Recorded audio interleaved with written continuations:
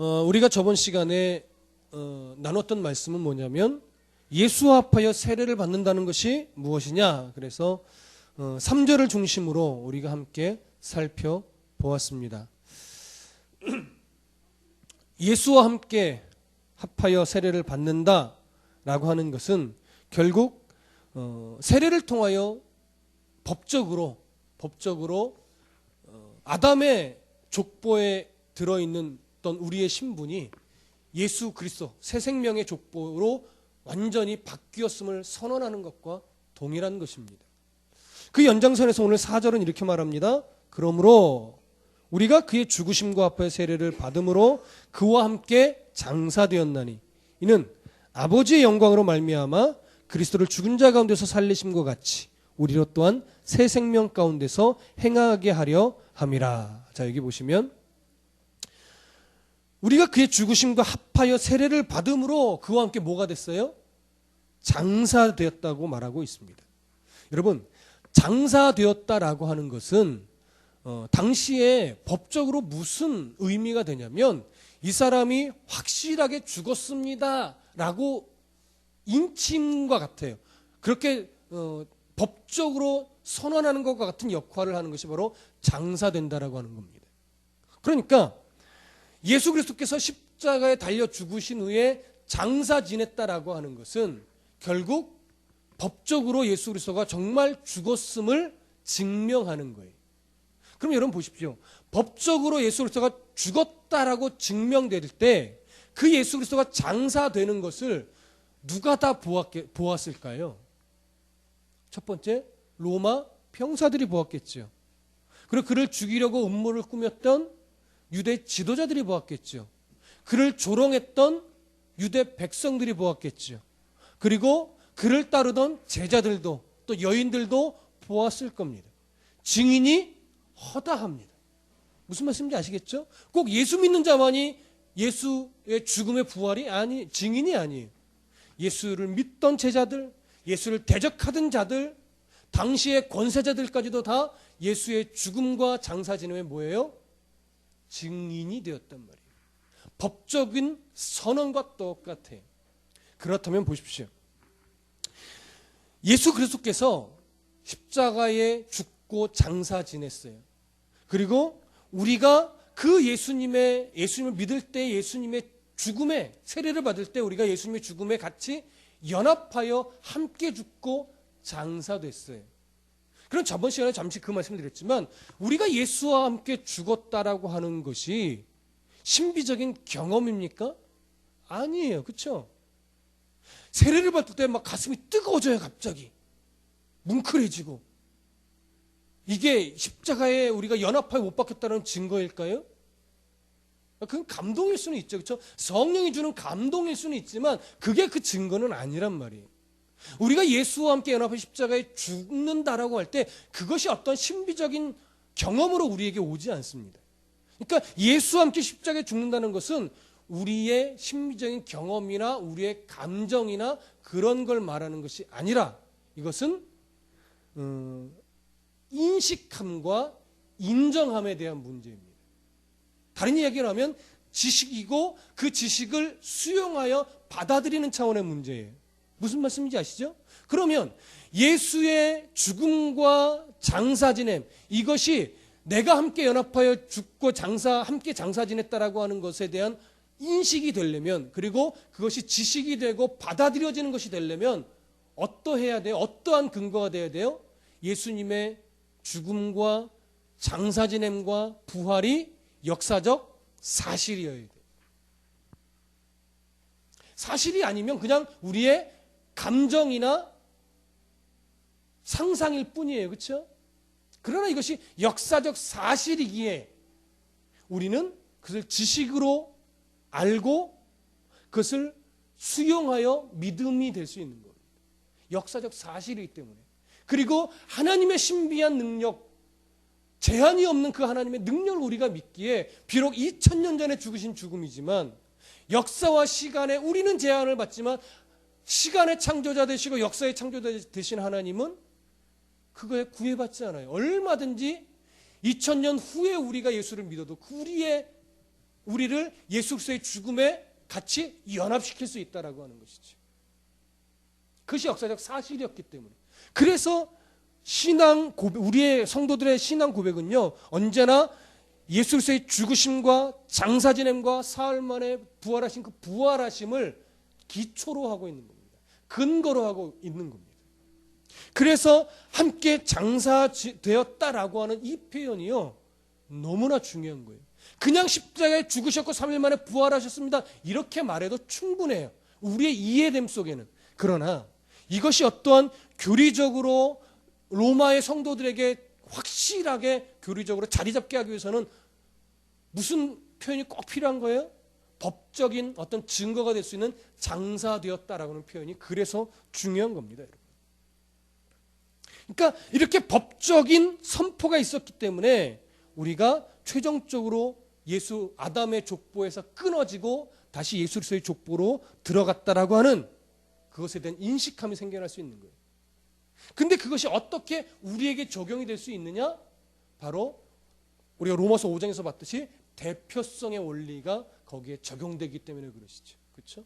죄 없으신 예수님이 우리의 대표 자격으로 어떻게 해요? 십자가에 죽으신 것이기 때문에. 그건 지식적으로 우리가 아는 거예요. 그리고 하나님 주신 은혜 안에서 그것이 인식되어지고 수용되어지고 믿음이라는 것을 선물로 받아 그것이 나의 믿음으로 이제 나의 심령 속에 새겨지는 거예요. 그래서 우리가 부인할 수 없는 사실이 되는 겁니다. 결국 그러한 것으로 인해서 우리가 새 시대의 삶을 살아갈 수 있는 근거가 마련된 것이죠. 그러니까 4절 중반 이후에 이렇게 말합니다. 이는 아버지의 영광으로 말미암아 그리스도를 죽은 자 가운데서 살리심과 같이 우리로 또한 새 생명 가운데서 행하게 하려 함이라. 새 생명, 누구로부터 얻어진 거예요? 예수 그리스도의 부활로 말미암아 우리에게 주어진 것입니다. 그 새 생명 가운데 산다라고 하는 것은 뭐냐면 이렇게 표현할 수 있어요. 생명의 새로움 가운데서 행한다라고 하는 거예요. 그러니까 생명의 새로움, 예수 그리스도로부터 우리에게 얻게 된 새 생명, 아담의 족보에서 이제 끊어지고 예수 그리스도의 족보 밑으로 들어간 새 생명의 존재로서 우리는 삶을 살아가야 돼. 행하는 삶이 있어야 돼요. 그렇기 때문에 성도란 단순히 죄의 영역에서 벗어난 것으로 끝나는 존재가 아니라 보다 적극적으로 하나님의 자녀로서 의의 영역에서 행함이 있는 믿음의 삶을 살아가야 함이 마땅한 겁니다. 그 이야기가 바로 여기 새 생명 가운데서 행하게 하려 함이라 이 단어 구절이 갖고 있는 의미예요. 그래서 이 새 생명 가운데서 행한다라고 하는 것은요, 번역을 이렇게 할 수도 있어요. 생명의 새로움 가운데서 생명이 주는 이 공급함을 받아 살아가게 가야 한다라고 하는 의미로 우리가 이해할 수 있는 겁니다. 그렇기 때문에 구원의 은혜라고 하는 것은요, 우리가 선물로 받는 게 분명하잖아요. 그러나 그것을 구원의 은혜를 경험한 성도에게는 자동적으로 무엇이 주어지냐면 거룩한 삶이라는 새로운 의무가 주어지는 거예요. 그래서 예수 그리스도의 십자가의 죽음과 장사 지냄과 부활, 이것을 우리가 믿음으로 인정하고 구원을 선물로 받은 우리들은요, 구원의 감격에서만 멈춰서는 안 돼요. 그래서 구원이라는 것은 단순한 선물이 아니라 처음부터 과제가 주어진 선물이라는 거예요. 아, 나 은혜 구원 받았어. 아, 행복해. 여기서 끝나라고 구원을 허락하신 것이 아니라는 거죠. 새 생명 가운데 행해야 하는 이 의무가 우리에게 주어진 겁니다. 그 내용이 5절에 아주 정확하게 설명이 되어 있어요. 5절 다 같이 읽어보시죠. 시작. 만일 우리가 그의 죽으심과 같은 모양으로 연합한 자가 되었으면 또한 그의 부활과 같은 모양으로 연합한 자도 되리라. 앞에 보시면 우리가 그의 죽으심과 같은 모양으로 어떻게 해요? 연합한 자가 되었다라고 말하고 있어요. 여기 이 표현이요, 우리가 그의 죽으심과 같은 모양으로 연합한 자가 되었다, 이 표현이 식물학적인 비유입니다. 이렇게 원문에 좀 가깝게 보면 왜 식물학적인 비유냐면 접붙임을 받은 가지가 접붙임을 받았기 때문에 살지만 그냥 적급증을 받았다라는 그 이유만으로 사는 것이 아니라 그 나무의 몸체에 붙어서 영양분을 어떻게 해요? 공급받아서 그 영양분이 가지까지 들어옴으로 말미암아 열매를 맺고 생명이 유지되는 거예요. 그러니까 단순한 접붙임의 의미로 끝나는 것이 아니라 접붙여졌기 때문에 나무의 몸체로부터 뭘 공급받아야 돼요? 수분을, 영양분을 공급받아야 되는 거예요. 이게 뭐예요? 새 생명 가운데 접붙여져서 거기서 주어지는 공급함으로 행해야 되는 것. 이것이 성도라고 하는 거예요. 그러니까 보십시오. 나무에 접붙임을 받는다는 것은 뭐예요? 구원받은 거죠. 그러나 그것으로 끝나면 안 돼요. 뭘 공급받아요? 은혜를 공급받아요. 조금 더 구체적으로 얘기하면 말씀을 공급받는 거예요. 바른 말씀을 공급받아서 우리의 어둡고 어리석은 눈이 자꾸 열려서 우리의 존재를 깨닫고 우리의 위치를 깨닫고 어디로 가야 하는지를 깨닫는 거죠. 그래서 계속 하나님으로부터 교정을 받는 거예요. 그래서 성숙한 성도가 되어가는 거예요. 그것이 하나님의 원하는 겁니다. 그 성도는 구원받았다로 끝나면 안 돼요. 그래서 5절 이후에 그렇게 말합니다. 그래서 그렇게 연합한 자가 되었으면, 말씀으로 계속 공급을 받았으면 어떻게 되는 거예요? 또한 그의 부활과 같은 모양으로 연합한 자도 되리라. 그러면 부활과 같은 모양으로 연합한 자가 된다라고 하는 것은 단순하게 우리도 예수님처럼 부활할 것이다, 이것만을 의미하는 것이 아니라 예수의 부활이 갖고 있는 궁극적인 목적지 있잖아요. 그 궁극적인 목적지가 뭡니까? 우리가 하나님 나라의 상속자가 되어 그 상속자로서의 걸맞는 거룩한 성도로 성화되어 결국 하나님 나라에 우리가 들어가게 되는 것. 그 결과까지 하나님이 책임져서 우리를 그렇게 이루시고야 말 것에 대한 보증, 확증, 이 약속, 그것을 우리가 여기서 보는 겁니다. 부활과 같은 모양으로 어떻게 해요? 연합한 자가 되는 것. 그러니 얼마나 우리가 든든합니까? 새 생명에 소속되어 결국 소속되어 그 소속된 자로서 우리가 누리게 될 하나님이 작정하신 그 복을 끝끝내 누리게 될 그것에 대한 확실한 보증이 여기에 있으니 우리가 염려할 것이 없다라고 하는 것이죠. 자, 그러면 6절, 그것에 대한 오늘 이제 결론을 좀 6절에서 맺으려고 하는데요. 함께 읽어보겠습니다. 시작. 우리가 알거니와 우리의 옛사람이 예수와 함께 십자가에 못 박힌 것은 죄의 몸이 죽어 다시는 우리가 죄에게 종노릇하지 아니하려 함이니. 자, 저를 보세요. 오늘 이 6절의 말씀으로 우리가 오늘 본문을 정리할 건데 6절에서 아주 중요한 단어가 3개가 나와요. 첫 번째, 옛사람. 두 번째, 죄의 몸. 세 번째, 종노릇. 자, 옛사람은 예수와 함께 십자가에 어떻게 해요? 못 박혔습니다. 그래서 죽었습니다. 그로 인해서 죄의 몸도 죽었습니다. 그래서 우리는 다시는 죄의 종노릇하지 않아야 합니다. 맞지요? 그런데 여기서 우리가 한 가지 생각해야 될 것이 뭐냐면, 여기서 말하는 옛사람과 죄의 몸이 같은 거냐, 그러니까 동일한 거냐, 아니면 좀 다른 거냐, 이것에 대해서 좀 생각해 보실 필요가 있다라고 하는 겁니다. 물론 옛사람과 죄의 몸이 같다고 해도 큰 문제는 없어요. 옛사람과 죄의 몸이 조금 다르다고 해도 큰 문제는 없는데, 오늘 본문을 조금 더 바르고 정확하게 섬세하게 이해하기 위해서는 그 뭐가 옳은가에 대한 고민은 좀 필요하시다라고 하는 거예요. 한번 잠시 한번 생각해 보십시오. 우리의 옛사람이 예수와 함께 십자가에 못 박혔어요. 그리고 죄의 몸이 죽었어요. 라고 할 때 옛사람과 죄의 몸이 같은 것일까요? 다른 것일까요? 사실 신학자들 간에 두 가지가 다 주장이 다 다릅니다. 같다고 하는 학자도 있고 다르다고 하는 학자도 있습니다. 그래서 제가 오늘 본문으로 이게 연구할 때는 저는 어느 쪽이 더 가깝다라고 보냐면 옛사람과 죄의 몸은 조금 다릅니다. 이렇게 설명할 수 있을 겁니다. 옛사람은 아담의 족보 밑에 있었던 죄인된 신분입니다. 죄인된 신분. 그런데 죄의 몸은 죄로 자꾸 기울어지는 옛 습관, 성향, 옛 성품 이렇게 말할 수 있을 겁니다. 그러니까 이걸 예수와 합하여 십자가에 못 박기 전과 후로 조금 구별해서 제가 이걸 좀 풀어보면 이렇게 풀 수 있을 거예요. 예수와 함께 십자가에 못 박히기 전에는 죄인된 신분이었던 옛사람이 죄의 성향을 가진 죄의 몸을 통해 죄의 다스림을 받으며 종노릇하고 있었습니다.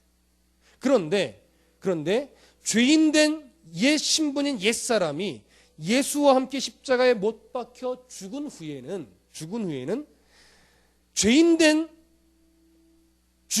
하나님의 자녀라는 신분으로 새 사람이 되었기 때문에 죄의 성향을 가진 죄의 몸도 죽었습니다. 그래서 이제 더 이상 죄의 종노릇하지 않게 되었습니다. 이렇게 정리할 수 있는 겁니다. 좀 구별이 되시나요? 구분이 되시나요? 좀 헷갈리시나요?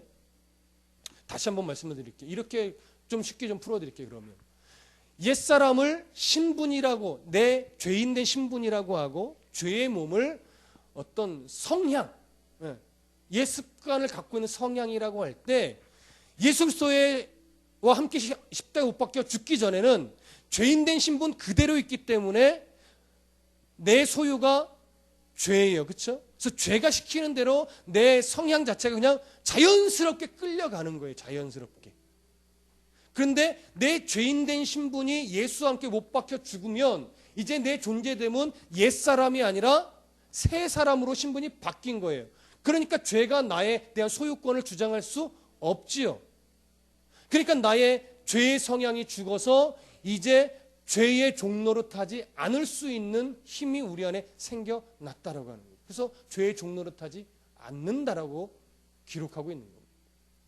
자, 그렇다면 이렇게 요 6절이 구별이 되는데 그럼 여기서 우리가 어쩔 수 없이 질문이 던져질 수밖에 없어요. 죄의 몸, 옛사람이 죽고 죄의 몸이 죽었다면 왜 우리는 여전히 죄를 짓느냐라고 하는 거죠. 그렇죠?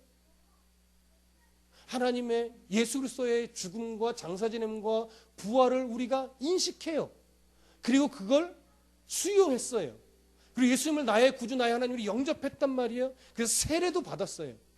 그리고 때로는 말씀을 통하여 폭포수 같은 은혜를 공급받아 눈물도 흘리고 내가 주를 위해 살겠다고 했던 그 고백도 있어요. 봉사도 했었어요. 직분도 있어요. 성경 통독하려고 몸부림쳤을 때도 있고 수많은 기독교적이고 종교적인 경험들도 있는데 그러나 여전히 우리는 세상 속에서 연약한 죄인으로 자꾸 산단 말이죠. 그럼 죄의 몸이 죽을 필요가 뭐가 있냐 이런 거죠. 옛사람이 죽을 이유가 뭐가 있냐라고 하는 이런 질문이 던져지는 거예요. 성도답게 살려고 노력했던 흔적이 그렇게 많은데 여전히 죄에 거하는 내 모습은 살아있고 아니 오히려 더 악해진 것 같이 여겨질 때도 많은데 그러면 나는 죄의 몸이 죽은 건가? 아니 그렇다면 내 옛사람이 죽은 건가? 그렇게 거슬러 올라가다 보면 무슨 의문까지 들어요? 나 구원받은 거 맞나? 이렇게까지 갈 수밖에 없는 거예요. 근데 여러분, 그렇기 때문에 그 고민 속에서 이제 이 부분을 정리하면 이제 그래서 그렇구나 이걸 확실하게 잡으셔야 되는 거예요. 잘 들어보세요. 십자가에서 죽은 것은 죄를 지을 수 있는 성향, 능력이 죽은 것이 아니에요. 십자가에서 죽은 것은 뭐예요? 우리의 옛사람, 죄인된 신분이 죽은 거란 말이에요. 그러면 죄의 몸이 죽었다는 것은 뭐냐? 이렇게 갈 수 있겠죠. 죄의 몸이 죽었다라고 하는 이 죽다라는 단어는요. 헬라어로 보면 카타르게오 이런 말인데 요게 죽다라는 의미도 있는데요. 무력화됐다라고 하는 의미도 있어요. 몇 가지 뜻이 더 있는데 나머지는 일단 중요하지 않고 죽다라는 의미도 있는데 무력화됐다라고 하는 의미도 있어요. 뭐 어떤 의미가 더 오늘 본절에 쓰여져야 되는 번역이냐? 어떤 학자는 그래도 죽다라고 번역해야 된다라고 하는 학자도 있지만 어떤 학자는 아니다. 무력화됐다라는 것이 더 옳다라고 하는 학자도 있습니다. 어느 것이 옳을까요? 제가 단정 짓기는 어렵지만 제가 문맥의 흐름으로 보고 전체적인 중심으로 보아 무력화됐다라고 하는 내용으로 번역하는 것이 더 옳게 보여집니다. 그러면 무력화되었다라고 하는 것은 제거됐다는 것이 아니잖아요. 그렇죠? 예. 무력화됐다라는 것과 죽었다라는 것은 분명히 다릅니다. 그렇기 때문에 죄인된 신분이었던 옛사람이 죽었지만 그래서 하나님의 자녀라는 새로운 신분을 얻어서 우리의 소유권이 죄에 있지 않고 하나님에게 예수 그리스도에게 있음에는 분명하지만 여전히 죄의 성품은 아직 남아 있어요. 무력화됐을 뿐이에요. 그래서 우리가 새 사람으로서 예수 그리스도 안에서 새 생명을 얻은 자로서 그 말씀의 양분을 공급받음으로 우리가 얼마든지 이 죄의 성품을 이기며 살아갈 수 있어요. 완전하진 않지만. 그런데 자꾸 우리의 연약한 성품이 뭐예요? 그 유혹에 넘어가는 거죠. 마귀도 똑같습니다, 여러분. 예수 그리스도의 죽음과 부활을 통해 마귀는 이미 뭐 했어요? 패했어요. 예수 그리스도가 승리했다고요. 그러나 아직 마귀가 완전히 멸망되지는 않은 거예요. 마귀가 완전히 무력화됐을 뿐이에요. 무력화된 건 멸망된 것이 아니에요. 마지막 때 예수님이 이 땅에 심판주로 오셔서 그 마귀를 무저갱 속에 던져 버리셔야 비로소 마귀가 멸망되는 겁니다. 마귀는 지금 무력화된 거예요. 그래서 예수를 믿은 자에 대한 소유권을 주장할 수 없을 만큼 무력화되기는 했지만 여전히 우리에게 덫을 놓고 유혹의 손길을 펼치며 속임수를 쓰는 거예요. 때로는 막 공갈을 치고 때로는 막 협박을 해요. 세상 속에서 세상의 가치관을 가지고 경제 논리로 성공지향적으로 우리를 공갈하고 협박하고 유혹하고 덫을 놓습니다. 근데 그 공갈과 협박은 뭐와 같냐면 감옥 안에 갇혀서 철창을 붙잡고 너 죽일 거야 라고 외치는 것과 똑같아요. 실제 힘을 발휘할 수 있어요? 없어요? 없어요. 그런데 우리의 죄의 성품이 무력화됐음에도 불구하고 우리의 죄의 성품이 자꾸 옛사람일 때를 기억한다는 거죠. 왜? 사실 그게 육신에 즐겁기 때문에. 그러다 보니까 그것이 남아있어서 사단의 공갈 협박이 힘도 없는 철창 안에서 갇혀 외치는 공갈 협박인 것과 똑같음에도 불구하고 우리는 그의 외침에 사단의 공갈 협박에 말려드는 거예요. 그래서 두려움을 가져요. 그래서 무서움을 갖는다고요. 그래서 결국 사단이 펼쳐놓은 덫에 우리가 걸려 넘어지고 마는 거예요. 그게 우리의 연약함이란 말이에요. 그런데 그러한 연약함이 우리만 있었느냐? 사도 바울도 있었다라고요. 로마서 7장 가보시죠. 22절 23절. 7장 22절 23절. 함께 읽어보겠습니다. 시작. 내 속사람으로는 하나님의 법을 즐거워하되 내 지체 속에서 한 다른 법이 내 마음의 법과 싸워 내 지체 속에 있는 죄의 법으로 나를 사로잡는 것을 보는도다. 그렇죠? 바울도 하나님의 법을 사랑한단 말이에요. 근데 내 마음 속에 있는 또 다른 한 법, 그게 뭐예요? 무력화되었지만 그래도 마음에 남아있는 죄로 향하는 죄성이란 말이에요. 죄성. 그것에 자꾸 올무지워져 가고 그것을 더 좋아하고 그쪽으로 자꾸 기울어지는 내 모습을 본다 이거예요. 그것 때문에 바울이 아파했어요. 그래서 나는 날마다 죽노라 이런 고백을 할 수밖에 없는 거예요. 왜요? 그런 바울도 실제로는 죄에 거하는 게 성공하는 게 잘 나가는 게 더 좋으니까요. 근데 하나님의 법과 충돌될 때 그것이 옳은 것이 아닌 건 아니까 끊으려고 싸우는 내는 거예요. 그것이 아니야. 그래서 그런 세상에 성공적이고 잘 나가고 싶어 하는 것들을 하나님과 상관없이 잘 나가고 싶어 하는 것들을 뭐예요? 배설물처럼 여긴다라고 하는 고백을 그래서 나오는 겁니다. 왜요? 배설물처럼 여기고 싶은 거죠. 근데 사실은 그게 좋은 거예요. 그러니까 싸우는 거예요. 저걸 배설물이다라고 여기고 싸워내는 거예요. 끊어버리려고. 그래야 하나님의 법을 내가 따라갈 수 있기 때문에 그래야. 그게 우리의 연약함인 겁니다. 그래도 우리가 그런 싸움을 하면서도 자꾸 넘어지잖아요. 수없이 넘어지잖아요. 그렇기 때문에 자꾸 의문이 알면서도 의문이 생겨나는 거예요. 이 구절을 수없이 듣고 염려하지 마라, 걱정하지 마라 들었어도 내 속에 있는 죄성들이 너무너무 크니까, 너무 쉽게 넘어지니까, 또 반복하여 넘어지는 내 모습 속이 너무 안타까우니까 자꾸 의문이 생기는 거예요. 나 목사 맞아? 나 성도 맞아? 나 집사 맞아? 야, 이건 말도 안 돼. 나 정말 구원받은 게 맞는 걸까? 늘 자꾸 의문이 드는 거예요. 그럴 때마다 순간순간 깜짝깜짝 놀라면서. 그런 의문이 생기지만 그래도 그것을 던져버리고 우리가 감사할 수 있는 이유는 뭐냐면, 죄가 다시 우리를 자신의 소유로 죄가 뺏어갈 수 없다라고 하는 확실한 증거 때문에 그래요.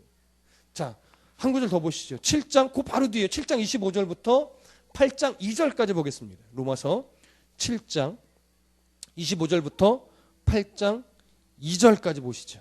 함께 읽습니다. 시작. 우리 주 예수 그리스도로 말미암아 하나님께 감사하리로다. 그런즉 내 자신이 마음으로는 하나님의 법을, 육신으로는 죄의 법을 섬기노라.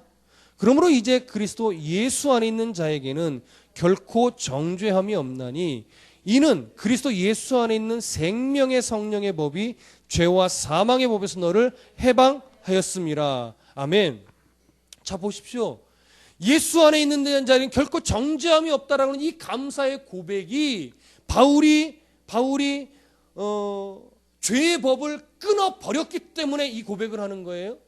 아니에요. 25절 분명히 말하고 있죠. 예수 그리스도로 말미암아 하나님께 감사하는데, 이유는 뭐냐면 내 자신이 마음으로는 하나님의 법을 섬기는데, 마음으로는, 근데 실제로는 육신의 법을 더 많이 섬기는 거예요. 그런데도 내가 감사할 수 있는 이유는 뭐예요? 내가 그리스도 안에 있기 때문에. 그래서 악한 마귀 사단이 나를 죄의 법을 적용하여 정죄할 수 없는 걸 내가 이제 알았기 때문에, 그래서 내가 그럼에도 불구하고 감사한다 이거예요. 이게 은혜죠, 이게. 그러니까 여러분, 이것 때문에 제가 저번 주에 그 말씀 드렸죠. 예수 믿지 않는 사람들은 아무리 착한 일을 많이 해도 착한 죄인일 수밖에 없다. 그러나 예수 믿는 자는, 하나님의 자녀는 아무리 악한 짓을 해도 나쁜 성도예요. 그래도 착한 죄인보다 나쁜 성도라도 감사한 거죠. 또 이 말이, 그래 나쁜 성도라도 좋으니 나쁜 짓 해도 성도로만 살아라, 이런 거예요? 아니에요. 나쁜 성도여도 가능성 있으니 거기서 자포자기하지 말고 계속하여 하나님의 법을 따르기 위해 오늘도 몸부림치라는 거죠. 오늘도. 그러면 된다라고 하는 거예요. 그러면 안 바뀔 것 같지만 바뀐다라고 하는 거예요. 그게 오늘 본문에서 말하고 있는 새 생명 가운데서 행하게 하려 한다라고 하는 말이 갖고 있는 중심 의미입니다. 우리는 옛사람을 벗고 새 사람이 되었지만 아직 온전하지 않습니다. 신분이 온전하지 않다라고 하는 것이 아니라 성품과 거룩에 있어서 아직 훈련되지 않은 연약함을 갖고 있다라고 하는 말이에요. 그래서 우리가 이 연약함을 변명으로 삼는 성도가 되어서는 안 돼요. 그렇죠? 연약함은 변명일 수 없습니다. 그러나 연약함을 이겨내기 위해 애쓰는 성도가 될 때 하나님은 그 성도의 중심을 보시고 기뻐하십니다. 그렇기 때문에 우리는 죄에 대하여 죽은 자로 살기 위해 오늘도 성화의 삶을 살아가기 위해 몸부림치는 성도가 되어야 합니다. 성경 한 구절 더 보시죠. 로마서 12장 1절. 그렇기 때문에 하나님이 우리에게 뭘 요구하시느냐? 로마서 12장 1절. 함께 읽습니다. 시작. 그러므로 형제들아, 내가 하나님의 모든 자비하심으로 너희를 권하노니 너희 몸을 하나님이 기뻐하시는 거룩한 산 제물로 드리라. 이는 너희가 드릴 영적 예배니라. 자, 보십시오. 우리에게 하나님 원하시는 게 뭐예요? 영적 예배예요. 그럼 영적 예배가 수요 예배, 새벽 예배, 주일 오전 오후 예배를 거룩하게 드려라, 이 말입니까? 그거 아닌 거 느낌 오시죠? 12장 1절에서 뭐라고 말해요? 내가 하나님의 모든 자비하심으로 너희를 권하노니 너희 몸을, 죄성으로 많이 기울어져 있지만 그래도 그러한 너희의 삶을 하나님이 기뻐하시는 거룩한 산제물로 드리라. 조금 더 쉽게 풀어가면 너에게 주어진 하루하루 그 일상을 하나님이 기뻐하시는 자의 모습으로 살아내라. 그것이 뭐예요? 그것이 영적 예배란 말이에요. 그래서 2절에 너희는 이 세대를 뭐하지 말고 본받지 말고 마음을 새롭게 함으로 변화를 받아서 하나님의 선하시고 기뻐하시고 온전하신 뜻이 무엇인지 분별하라고 하는 이 요구가 그래서 나오는 거예요, 여러분. 그렇기 때문에 성도는요, 영적 예배로 하나님께 나아가기 위해서 나의 일상 하루하루 순간순간 시시분분 초초마다 내가 하나님의 거룩한 백성으로서 영적인 예배를 하나님 앞에 드리기 위해서 뭘 없앨 것인가, 그리고 뭘 취할 것인가, 이것에 대한 고민을 늘 하셔야 된단 말이에요. 이것에 대한 고민, 뭘 내 삶에서 없앨 것인가. 이 영적인 예배, 영적 예배를 바르고 온전하게 드리기 위해서 방해가 되고 걸림돌이 되는 그런 것들을 없애기 위해 고민해야 되고, 그리고 그 거룩한 영적 예배를 드리기 위해서 취해야 될 것이 무엇인가, 이 분별력을 가지고 애써야 되는 거예요. 새 소식반이 이제 시작이 됐는데 우리 함께하는 그 효빈이 엄마 집사님이 그런 고백을 하셨어요. 목사님, 저 요즘에 죽기 살기로 성경 읽어요. 한 2독한 것 같아요. 오, 대단하다고. 어떻게 그렇게 할 수 있냐고 그랬더니 그분 고백 왈, 제가요 사실은 예전에 목사님한테 말씀드렸듯이 한동안 이 핸드폰 중독에 빠져 있는 거예요. 몰랐는데 애들하고 그렇게 있으면 틈만 나면 스마트폰 게임만 붙잡고 있더라는 거예요. 틈만 나면. 이게 너무 재밌는 거예요. 그래서 애들 재우고 또 하고 학교 보내고 또 하고. 그러니까 성경은 안 읽고 하나님의 영광을 위해서 뭔가를 애쓰는 그 애써야 될 그 시간에 자기가 핸드폰 게임만 하고 있더라는 거예요. 그 얘기를 작년에 전 다 사실 했었거든요. 그래서 그냥 그렇구나. 왜냐면 뭐 그걸 중독이라고 생각 안 하니까, 뭐 그럴 사람이 아니고 그럴 집사님이 아니니까 그냥 그렇구나 하고 넘어갔는데, 이제 저번 주에 연습하면서 저한테 우리 세수반 준비해서 그 고백을 하는 거예요. 그래서 막 칭찬해달라고, 저 잘했죠 뭐 이런 거죠. 그래서 잘하셨다고. 그 싸움이 뭐냐면 깨달은 거죠. 내가 성도로서 또 한 지역을 맡는 구역장이라고 하는 그 역할을 또 감당하는 자로서, 또 아이들의 엄마로서, 믿음의 엄마로서 돌아보니까 너무 본의 안 되는 그런 삶이 지금 자기에게 있는 걸 깨달은 거예요. 근데 재밌는 걸, 그러니까 어떻게 해요? 그래서 이런 표현 하시더라고요. 죽기 살기로 그걸 끊어내려는 마음과 더 하나님의 기뻐하시는 그 하나님의 마음을 말씀에서 공급받기 위한 그 정말 간절한 마음으로 죽기 살기로 성경을 읽었다 이거. 읽고 있다 이거 지금도. 그래서 현재 이독을 했다는 거예요. 목사님 저도 참 감사했고 참 대견하기도 했고, 그럼 나는 지금 어떤가. 물론 저는 감사하게도 핸드폰 게임을 전혀 하지 않는데 애들은 자꾸 아빠도 한번 해봐 그러죠. 물론 감사해요. 그게 아직 재미를 못 느껴서.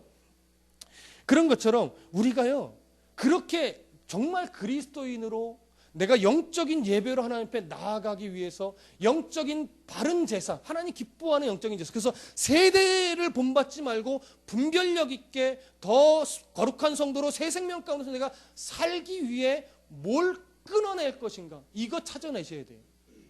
그리고 뭘 취해서 내가 열심을 낼 것인가, 이거 찾으셔야 돼요. 그래서 어떤 사람은 새벽 예배에 그래서 힘을 내는 거예요. 새벽 예배라고 하니까 매일 새벽 5시 반 다드림교회만 생각하시죠. 어떤 사람이는 새벽 예배가 매일 5시 반 다드림교회일 수 있어요. 그렇죠? 어떤 사람은요, 아이들 학교 보내고 내 집에 거실이 새벽 예배가 될 수 있어요. 어떤 사람은요, 평소보다 20-30분 일찍 간 나의 직장 내 자리가 새벽 예배 자리일 수 있어요. 어떤 사람은요, 출근하는 버스 그 길, 대중교통 이용 그 길이 대중교통이 될 수 있어요. 그래서 저는요, 여러분들 꼭 핸드폰이든 책이든 그 직장을 갈 때도 그 시간이 되시는 분들은 꼭 멍하게 가지 마시고 책을 보시든 스마트폰을 이용해서 성경을 읽으시든 스마트폰을 이용해서 최소한 찬양을 듣든, 예? 그런 식의 노력이 필요하다라고 하는 거예요. 그래야 공급을 받죠. 붙어 있는데 공급받아야 될 그 라인을 차단 막아버리면, 집게로 찝어버리면 못 받는단 말이에요. 엉뚱한 것이 꽂혀 있으면 못 받아요, 공급을. 그걸 찾으셔야 돼요. 어떤 사람은 더 거룩한 성도로서의 온유한 삶을 살기 위해서 내가 짜증을 내지 말아야지 결심을 하는 거죠. 날 짜증나게 하는 요인들 있잖아요. 직장 상사, 자녀. 저도 그 결심 하거든요. 오늘은 짜증내지 말아야지. 결심하면 꼭 짜증낼 일이 생기잖아요. 그래서 욱 했다가 상사, 자녀, 남편, 아내. 근데 이 말씀을 기억해서 내가 짜증내는 게 내 거룩한 영적인 예배를 하나님께 나아가는 데서 도움이 되지 않는데. 그러니까 뭐예요? 끊어내는 싸움을 하는 거예요. 끊어내는 싸움만 하는 것이 아니라 뭐예요? 취할 거. 뭘 취해야 돼요? 그러면 거룩한 위선을 떨며 웃어줘야죠. 예수님 때문에. 그래, 한 번도 안아주려고 하고. 이거 되게 어렵잖아요. 짜증나는데 안아주라고요? 때리지는 못할 망정? 그러니까 뭡니까? 그래서 싸움이에요. 버릴 거 버리고 취할 거 취하고. 여러분 몇 가지씩 찾아보십시오. 그 집사님처럼 스마트폰이든 그 집사님처럼 아니 집사님처럼 다른 분처럼 뭐 TV를 없앤다든가 또 뭐 짜증을 안 내려고 한다든가 이렇게 내 삶의 영적인 예배의 삶에 방해될 요소를 찾으셔야 돼요. 리스트 좀 작성해 보세요. 저한테는 좀 짜증이 리스트에 올라갈 거예요. 그런 것들 리스트 없어서 잘라내는 싸움. 취할 거 이제 써야죠. 새벽 예배, 성경 읽기, 뭐 경건서적 읽기, 뭐 웃어주기, 안아주기, 뭐 이거 하셔야죠, 그렇죠? 이거 숙제로 낼까 보다. 이거 숙제로 작성해서 제출하라고. 결단이 있으신 분은 한번 다음 주에 저한테 제출해 주십시오. 이것이 바로 그리스도인이 해야 될 하나님이 원하시는 영적 예배입니다. 이 리스트를 작성하고 이렇게 살려고 내가 한 걸음 나아갈 때 그것이 영적 예배의 첫 걸음이요 성화의 삶을 살아가는 첫 걸음이 된다고요. 근데 강단에서 이렇게 외쳤는데 여러분 뭐 목사님 하는 소리지 하고 다 잊어버리고 밖으로 나가시면 영적 공급받는 줄기가 뭐예요? 차단되는 거예요. 그러니까 이건 미루시지 마십시오. 오늘 밤 자기 전에 다만 한 가지라도 내가 오늘 말씀대로 새 생명 가운데 행하기 위해 하나님 기뻐하시는 거룩한 산제물로 내 삶을 영적 예배로 드리기 위해 뭘 끊어낼 것인가? 리스트. 뭘 취할 것인가? 리스트. 그리고 하나님 이거 잘 지켜낼 수 있도록 도와주십시오. 결단력 있게 행할 수 있도록 도와주십시오. 기도하십시오. 저도 작성하겠습니다. 붙여놓겠습니다. 여러분 조금씩 메모지에서 붙여놓으십시오. 이소영 집사 끊어낼 것, 취할 것 해가지고 근데 공개할 수 있는 것만 쓰시라는 얘기예요. 공개하지 말아야 할 것까지 쓰면 안 돼요. 박근 집사님, 김지은 집사님, 김영 집사님, 사모님도 마찬가지. 저도 할 거예요. 김성훈 성도님은 어른이시니까 안 하셔도 상관없습니다. 아시겠죠? 그래서 붙이는 사람은 믿음의 결단이 있어서 제가 선물을 한 것씩 준비하도록 하겠습니다. 안 하시는 분은 선물은커녕 꾸중을 선물로 드리겠습니다. 이 삶을 살아가십시다. 기도하겠습니다.